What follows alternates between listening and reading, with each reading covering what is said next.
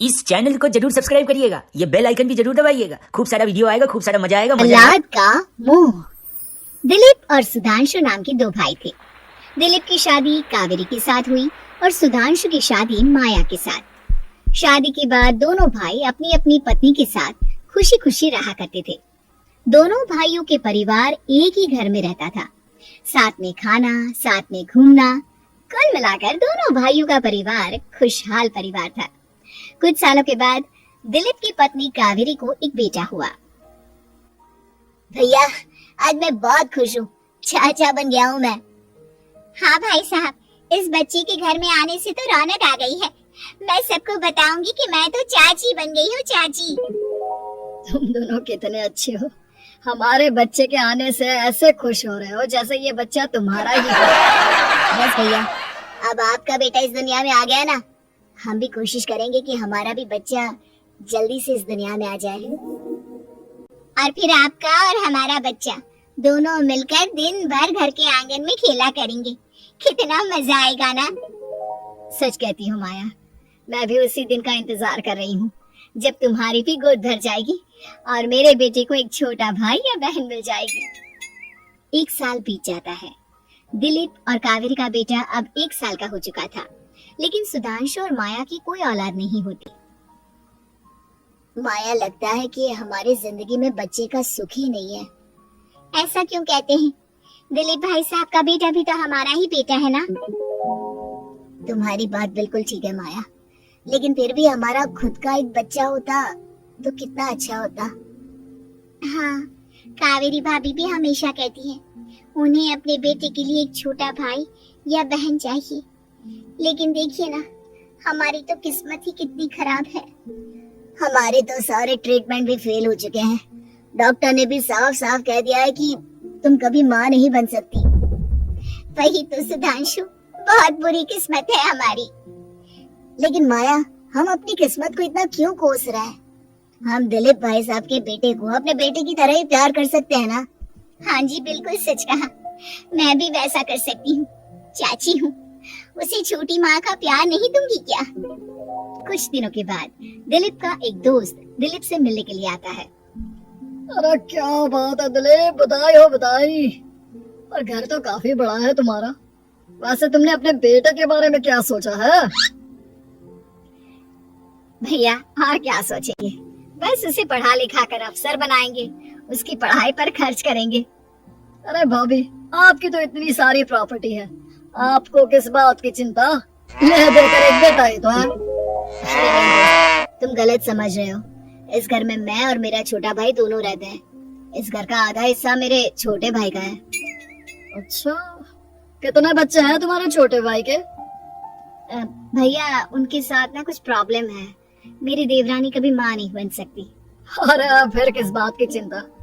अरे मैं तो कहता हूँ अपने बेटे के भविष्य के बारे में सोचिए ही मत। बस ये घर उसके नाम करवा दीजिए। देखिए, आपके भाई का भी कोई बच्चा नहीं है तो सब कुछ आपके बेटे को ही मिलना चाहिए। लेकिन ऐसा करना क्या सही होगा? अगर उनका बच्चा नहीं है तो क्या हुआ? ये घर आधा उनका है, उनकी जो मर्जी है वो करे। अरे कैसी बात करते हो? उनकी कोई औलाद नहीं है, वो क्या करेंगे प्रॉपर्टी अपने नाम रखकर? हाँ, वैसे भाई साहब आपकी बात तो बिल्कुल सही है। अब जो कुछ भी है वो हमारे बेटे का ही तो है। आखिर वही तो इस घर के वंश को आगे बढ़ाएगा। मैं कल ही देवर जी से बात करती हूँ। अगले दिन सुधांशु और माया, इधर आओ। तुम दोनों से बहुत जरूरी बात करनी है मुझे। बताइए ना भाभी, क्या बात है? आपको कहीं जाना है तो आप अपने बेटे को मेरे पास छोड़कर जाइए, मैं ही पूरा दिन रख लूंगी उसे। अरे नहीं माया, वो तो मुझे पता है। मैं किसी और चीज के बारे में बात करना चाहती हूँ। बताइए ना भाभी, क्या बात है? देखिए देवर जी, आपका कोई बच्चा है नहीं, लेकिन मैं जानती हूँ कि आप हमारे बेटे को अपने बेटे की तरह ही प्यार करते हैं। भाभी, बेटे की तरह नहीं, वो हमारा ही बेटा है। मेरे लिए तो वो मेरा ही बच्चा है। वही तो फिर क्यों ना ये सारी प्रॉपर्टी हम मेरे बेटे के नाम करवा दे, क्योंकि तुम्हारा हो या मेरा, हम सबका एक ही तो है बेटा। लेकिन भाभी, अभी तो वो सिर्फ 1 साल का है।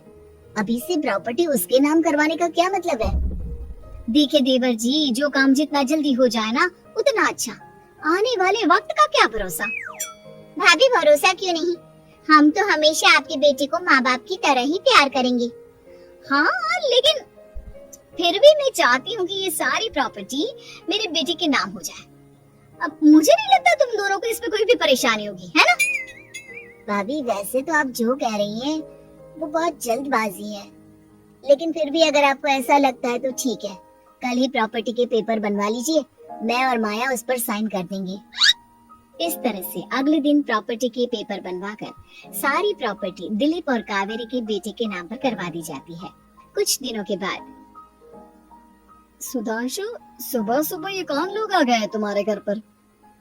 भैया वो ऊपर वाला कमरा खाली पड़ा था ना, सोच रहा था किराएदार रख देता हूँ। लेकिन किराएदार रखने से पहले आपने हमसे पूछा भी नहीं। भाभी इसमें आपसे पूछने वाली क्या बात थी? हमें एक ही कमरे की जरूरत थी, इसलिए सोचा दूसरा कमरा किराए पर दे देते हैं, कुछ इनकम हो जाएगी। अरे माया, ये सारी प्रॉपर्टी अब मेरे बेटे के नाम पर है और यहाँ पर जो कुछ भी होगा उसके लिए तुम्हें मेरी या दिलीप की परमिशन तो लेनी पड़ेगी ना? हाँ सुधांशु, तुम्हारी भाभी ठीक है तो कह रही है। अब देखो, तुमने खुद अपने हाथों से ये प्रॉपर्टी हमारे बेटे के नाम की है, वह अभी बहुत छोटा है, तो इस घर से रिलेटेड सारे फैसले तुम्हें हमसे पूछ कर लेने चाहिए। भाभी हमें तो लगा था कि आप हम लोगों से बहुत प्यार करती हैं, लेकिन आप तो हमारे साथ भेदभाव करने लगी। अरे इसमें भेदभाव करने वाली क्या बात है? और मैंने कौन सा तुमसे कुछ गलत मांग लिया? अरे ले देकर मेरा बेटा इकलौता इस पूरे वंश का वारिस है, सब कुछ उसके नाम है। तुम्हें इस बात से जलन क्यों हो रही है? भाभी माया को जलन नहीं हो रही, वो तो बस ऐसे ही कह रही थी। सब जानती हूँ मैं, इसकी खुद की तो कोई औलाद पैदा नहीं हुई, बस इसीलिए जब देखो तब मेरे बेटे पर बुरी नजर डालती रहती है।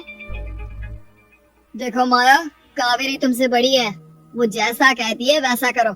और वैसे भी इस घर पर अब तुम लोगों का कोई अधिकार नहीं है, वो तो हम लोगों की भलाई समझो जो तुम्हें अभी तक यहाँ रहने दिया है। भैया आप इतने कैसे बदल गए? इस प्रॉपर्टी ने आपके दिल से हमारे लिए प्यार पूरी तरह खत्म कर दिया है क्या? इसी तरह वक्त बीतता जाता है और देखते देखते दिलीप और कावेरी का बेटा प्रणव 25 साल का हो जाता है और उसकी नौकरी लग जाती है। पापा आज मेरा अपॉइंटमेंट लेटर आ गया है, मैंने सिंगापुर में जॉब ज्वाइन कर ली है। लेकिन प्रणव, विदेश में नौकरी करने जाने से पहले तुम्हें कम से कम अपने मम्मी पापा से एक बार पूछना चाहिए था ना? इसमें पूछने वाली क्या बात है माँ? मैं सिंगापुर जाकर जॉब करना चाहता हूँ तो करना चाहता हूँ। देखो प्रणव, हमने तुम्हारे लिए इतनी सारी प्रॉपर्टी यहाँ पर रखी हुई है, उन सब का क्या होगा? यहाँ रहो, बिजनेस करो। सॉरी पापा, मैं यहाँ रहकर कोई बिजनेस नहीं करने वाला, और ये जितनी भी प्रॉपर्टी आपने मेरे लिए संभाल कर रखी है ना, ऐसे ही किसी को दान में दे दीजिए, क्योंकि मैं सिंगापुर से वापस इंडिया आकर कभी नहीं रहने वाला। दिमाग खराब हो गया है तेरा? जानता नहीं, तेरी वजह से हमने तेरे चाचा चाची से लड़ाई करके पूरा घर तेरे नाम करवा दिया था। हाँ तो ऐसा करने से पहले आपको सोचना चाहिए था ना। और मम्मा, मैं तो वैसे भी उस वक्त 1 साल का था, मेरा इस मैटर से कोई लेना देना नहीं है। कैसी बात कर रहा है ये लड़का? अरे तेरी वजह से अपने छोटे भाई से दुश्मनी लेकर बैठा हूँ मैंने तो उसे घर से भी निकाल दिया। जानता नहीं तू, बाजू वाले घर में एक छोटा सा कमरा किराए पर लेकर रहते हैं तेरे चाचा चाची, और ये सब मैंने तेरे लिए किया।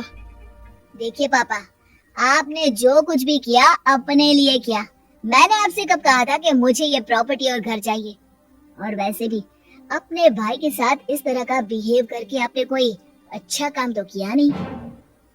तू सही कह रहा है बेटा, हमने तेरे चक्कर में अपने छोटे भाई जैसे देवर और बहन जैसी देवरानी को इस घर से निकाल दिया। बहुत बड़ी गलती हो गई मुझसे। ठीक है मॉम, तो अब आप अपनी गलती सुधारो, लेकिन मुझे तो फॉरेन जाना है, मैं वहीं जाऊंगा। अब आगे क्या करना है ये आपका डिसीजन है। और प्रणव सिंगापुर जॉब करने के लिए चला जाता है।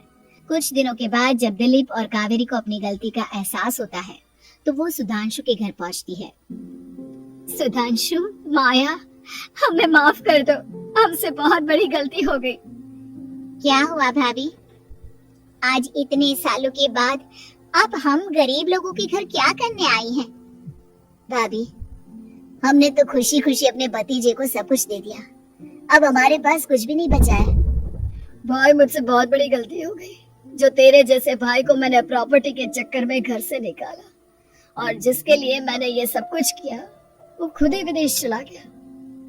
भैया भाभी, जिस बेटे के लिए आपने हम लोगों को इतनी तकलीफ दी, आपस के प्यार को बिगाड़ा, जब वही आपसे दूर चला गया तो आपको इस बात का एहसास हुआ। लेकिन माफ कीजिए, अब हम आपके साथ रहने के लिए उस घर में नहीं आ सकते। नहीं नहीं माया, ऐसा मत कहो, मुझसे बहुत बड़ी गलती हो गई, प्लीज वापस चलो, मैं वो घर फिर से तुम्हारे नाम कर देती हूँ। भाभी, मैं उस घर का क्या करूंगी? किसके लिए? मेरा कोई बच्चा नहीं, मैं तो बस जिंदगी भर आप लोगों के साथ प्यार से रहना चाहती थी, प्रणव को अपने बेटे की तरह प्यार करना चाहती थी, लेकिन आपने मुझसे वो अधिकार छीन लिया। भाभी और भैया, एक सवाल पूछना चाहता हूँ आप लोगों से। जो बच्चा कुछ ही दिन पहले दुनिया में आया हो, जिस बच्चे के भविष्य का आपको पता ही ना हो, उसके लिए अपने पुराने रिश्तों को तोड़ देना, अपने सगे रिश्तेदारों से दुश्मनी मोल लेना, उनके साथ झगड़ा करना, उनकी बेइज्जती करना, क्या ये सही है? कम से कम हमें सही वक्त का इंतजार तो करना चाहिए ना। सिर्फ प्रॉपर्टी के लिए अपने सगे भाई को घर से निकाल दिया, वो भी अपने 1 साल के बेटे के लिए। क्या ये वाकई में सही था? जवाब दीजिए मेरी बात का।